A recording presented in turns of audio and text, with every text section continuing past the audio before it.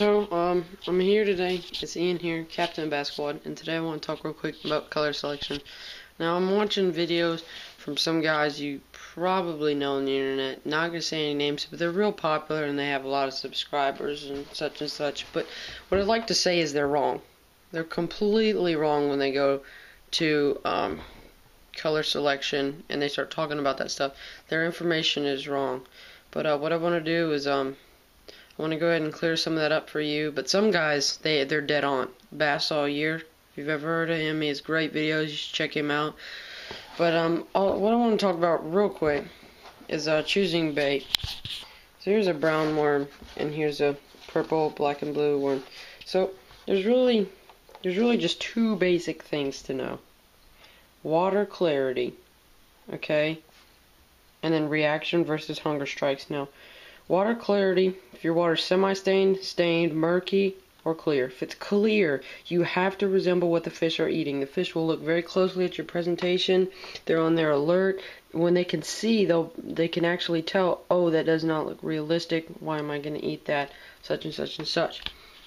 If you throw a crankbait with a bluegill pattern in really clear water, you are going to catch fish. They know what it is. They can see it. They'll attack it. But then you want to wonder, why throw something chartreuse into a lake? That doesn't resemble anything. You throw a chartreuse crankbait, something with that glare, silver, gold, real shiny. You have to get those fish to locate that bait. In real murky water, any fish could see a big flash going by. They go over to check it out, see that wobble of that crankbait, and get that reaction strike.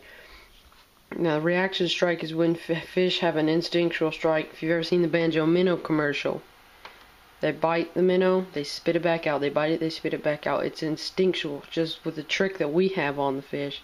They bite it, they're hooked.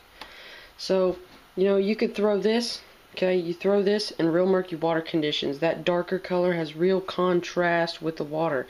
It allows the fish to see it. You want to throw darker or extremely light colors while fishing murky water, something that really stands out. If it's a brown lake color, green lake color, throw something black, something real dark, something purple. Get those fish to find that bait. Now, if you're in clear water, you always want to resemble your food source. Now, sure, this thing does not look like a bluegill at all, but it does have the same sort of color pattern, which is something that you really want to look into. So this is brown, just like the side of a bluegill. Now, what you want to do when you're going to go ahead and resemble the color of that bluegill is you're going to want to pick out a bait with something like the same color, so you can get those bass to see it. It's a more realistic presentation to the fish. And you can also get hunger strikes. Hunger strike is when the fish is hungry and they're going to eat it and they're not going to swallow it.